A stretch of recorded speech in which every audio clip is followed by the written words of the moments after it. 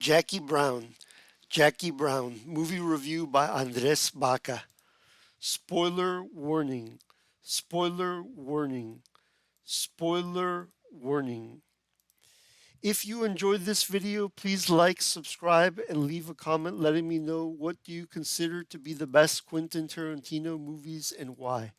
And please share this video with your friends and anywhere else you think there will be an audience for it. This is my review of the 1997 movie Jackie Brown, written for the screen by Quentin Tarantino, based on the novel Rum Punch by Elmore Leonard, and directed by Quentin Tarantino. My favorite Tarantino movies, and I may be missing a few, are Kill Bill Volume 1 and 2. That's my favorite, tied with True Romance. Even though Tarantino didn't direct True Romance, he wrote it. The great Tony Scott, who I miss, who committed suicide sadly, but I miss so much, brother of Ridley Scott, who also directed another masterpiece. Tony Scott directed also another masterpiece, Domino, with Keira Knightley, and he also directed the original Top Gun. That Tony Scott directed True Romance, and True Romance has Tarantino's strong stamp. It's one of the best romantic movies of all time. Clarence in Alabama is one of the great movie romances, right up there with Jack and Rose from Titanic. And it also has action. Some of my other favorite Tarantino movies are Inglorious Bastards. What a fantastic ending. Django Unchained, another of the great movie romances, along with True Romance, and along with True Romance as one of the best buddy movies of all time. Some of my other favorite Tarantino films are Death Proof and Pulp Fiction. My least favorite Tarantino movies are Once Upon a Time in Hollywood. I hope to do a review of that one day on this channel. Jackie Brown and The Hateful Eight. I enjoyed The Hateful Eight, but some of the talk and flashbacks with the Samuel L. Jackson character were too crude and too crude for me. But apart from that and some other things, the movie was great. Jackie Brown is one of my least favorite Tarantino movies. That being said, one of my three least favorite Tarantino movies. That being said, it is still very good, probably better than average movie. It has some scenes which are too strong, but it has great dialogue, great performances by Samuel L. Jackson, Pam Grier, and Robert Forster, and its side characters. Jackie Brown is a movie about a stewardess, the movie's title character, played by Pam Grier, who has been caught by the authorities with drug possession. Someone put drugs in her luggage and smuggling money, and is offered a deal if she will help authorities capture the Samuel L. Jackson character, Ordell Robbie. Ordell is a funny, charming, but very dangerous arms dealer who is also a sociopath, cold blooded, and a killer. Ordell doesn't form close relationships. Ordell is horrifying. He doesn't form close relationships and kills his associates as soon as they are no longer of use to him or if they are a danger to him. And that's what he plans to do to Jackie Brown after he bails her out of jail. Yes. But Jackie is sharp and turns the tables on Ordell. She plays both the police and Ordell against the middle. Yes, that's right. Jackie Brown is one of those protagonists plays both sides against the middle movies, like A Fistful of Dollars by Sergio Leone and Yojimbo by Akira Kurosawa. But but it's not as great as those two movies, unfortunately. One great moment with Jackie Brown is when she hands a bag full of money to the Bridget Fonda character, adds some extra money on top for her, and says, I added a cherry on top. Booyah! The film, she does it better than me though. The film is a little bit dull by Tarantino standards and not much happens in terms of action. The dialogue is good, but it's not up there with Tarantino's best. The heist in the movie is good. Some of the dialogue leading up to it can be a bit confusing, but it makes sense as it plays out and jumps backwards and forwards in time to clear things up. Robert Forster plays a bail bondsman named Max Cherry, who has a soft spot for Jackie Brown. It's great to see Robert Forster in this role because he carries much of the movie along with Jackie Brown and Samuel L. Jackson. But Forster doesn't have traditional movie star looks. He looks more rugged, so it's refreshing to see someone like him in the role instead of a more traditional movie star. He's also a fantastic actor. Pam Grier is also great in this film. About 15 or 20 years ago, I saw Coffee. It's a great blaxploitation movie, and I think it's a revenge movie. I'm not sure if I'm remembering right. Yes, I plan to maybe watch it again after to review it on this channel, but this movie is not nearly as good or as exciting as Coffee. Something is missing from Jackie Brown. It needs more of that classic Tarantino action we see in Django Unchained or Kill Bill or his other films, even Reservoir Dogs. Watching Jackie Brown, it's like we only get half of Tarantino.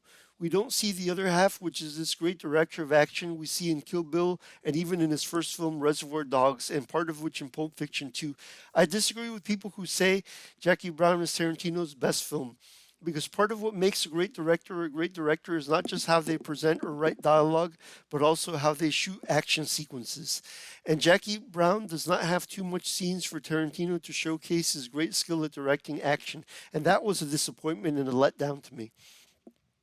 Jackie Brown is too reserved of a film. That being said, it has some great dialogue.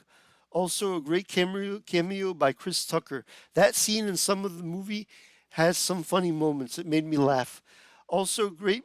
Yes, some of Tarantino's movies have movies that make me laugh more than most comedies. So that's a credit to Tarantino as a writer and director. Yes. Also, the movie has great music and a scary performance by Robert De Niro. I really hated Robert De Niro's character in this film. Also, Bridget Fonda is in this film. I know she is a truly fantastic actress because I saw her in the Nicolas Cage romance It Could Happen to You. So after watching that movie and rewatching Jackie Brown, I wish Tarantino would have given her more to do instead of being just a blonde beach bunny, which is fine, but Bridget Fonda is capable of more than that and a fantastic actress, and I wish she would have been given more to do here. Sadly, after this film, I did not see her in too many movies after that. But even though she's older now, unlike some beauties, she does have some great acting chops. So it would be awesome and plausible for Bridget Fonda to make a cinematic comeback. I hope Tarantino recognizes this and hires her in his next film in a more substantial role. Overall, I give Jackie Brown 3.5 out of 4 stars. It's better than average, save for some squeamish parts, but it needed more of that action than Tarantino is great at. Jackie Brown feels like watching a Tarantino film he directed with his arms tied behind his back. Not as great as it could have been considering he was a director. If you enjoyed this video, please subscribe to be alerted of future videos reviewing movies and books and presenting my own stories. Please like the video. Please show me love. Like the video and please comment letting me know what do you think. What do you consider to be the best Quentin Tarantino movies? And please show me love and share this video with your friends and anywhere else you think there will be an audience for it. And please show me love and subscribe, like, and share. Yes. And please comment on it, letting me know what you think. Up next, I hope to review either Death Proof by Tarantino or something else. I also have the novel Flashpoint by Frank Creed and Neuromancer on the horizon. If you like this video, please check out my other reviews of Quentin Tarantino's Kill Bill Volume 1 and Quentin Tarantino's Pulp Fiction, as well as my review of the source material for Blade Runner, the novel Do Androids Dream of Electric Sheep. If you like grindhouse or exploitation movies or sci-fi stories with quirky characters, please consider buying my science fiction novels Phantom Zero and The Swordsman and the Philosopher, now available on Amazon in physical versions, and Capitan Quito and The Barber's Daughter, which are both available on Amazon exclusively as digital editions. Phantom Zero is about an unloved involuntary celibate who travels the universe looking for a woman who will love him, but fails and pilots a giant monster in exchange for access to beautiful women, but his conscience begins to bother him. The Swordsman and the Philosopher, on the other hand, is a buddy story about an unlikely duo. An extremely handsome soldier called Sol Thales, who has had disfiguring plastic surgery on himself, and a chubby involuntary celibate named Wallace Mack, who has a theory that if you put an uglier guy next to a sufficiently uglier guy, you can even make Quasimodo look like Cary Grant. Wallace Max takes advantage of Soul Thales' disfigurement to contrast himself with Thales and try to get a beautiful woman for himself. Yet Thales, unaware of his disfigurement, is still as arrogant as ever. But meanwhile, an assassin from the future hunts down Thales, and both Thales and Wallace have to learn to work together to fight to save the world and stop an invasion the likes of which mankind has never witnessed, the might of which no military force on earth can stop. Capitan Quito is a superhero short story about the world's first cyborg, who happens to be a dwarf. The cyborg also has problems with impotence since he has cybernetic parts, and because of this, his wife threatens to leave him. The Barber's Daughter, also available on Amazon in digital form along with Capitan Quito for 99 cents. Along with Capitan Quito is available for 99 cents, and The Barber's Daughter available for 99 cents on Amazon also as a digital version. Is a short story, as along with Capitan Quito, another short story. It's a love story about a barber whose involuntary celibate customer falls in love with his beautiful daughter. But the barber is hesitant to let the involuntary celibate date his daughter because he considers his customer too ugly to date his daughter. But the other workers at the barber shop stand against the barber, and the story may pull at your heartstrings and at the barber's towards the end. So if you like true romance, if you like the buddy story between Clarence and Alabama and true romance, you may like The Swordsman and the Philosopher. Or if you like Django Unchained and the buddy story between Christoph Waltz and and um, what's the name of that actor? The actor who plays Django, the actor who plays Django and Christoph Waltz, you will like Swordsman and the Philosopher. It's a buddy story, and if you like twins with Arnold Schwarzenegger and Danny DeVito, you may like Swordsman and the Philosopher. That was an inspiration for this story. It's like twins with Arnold Schwarzenegger and Danny DeVito meets Crouching Tiger, Hidden Dragon. Yes. So please get Swordsman and the Philosopher, now available for 99 cents as a digital edition, but I recommend the physical version available for $9.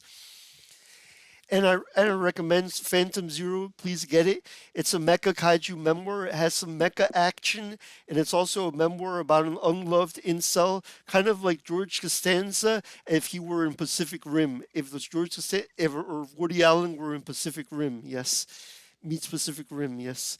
It's an unloved hero who unloved by women who ends up being a hero and maybe saving the universe. So you love it. So maybe you'll love it. And please get The Swordsman and the Philosopher and Phantom Zero. God bless you. Jesus loves you. And this is available for about $14 on Amazon, Phantom Zero. And it's not available as a digital edition, but only as a physical edition for about $14. And this Swordsman and the Philosopher is available for $9 as a physical edition and 99 cents as a digital edition. And Capitan Quito is available for 99 cents exclusively in digital form on Amazon. All these are available on Amazon. And The Barber's Daughter is available on Amazon exclusively as a digital edition. So please, once again, Phantom Zero, The Swordsman and the Philosopher, please get them now and stay tuned to my channel. Please show me love. Please click like on this video, share, and please show me love and subscribe. And please comment letting me know what are some of your favorite Tarantino movies or anything else you want to comment about. Yes.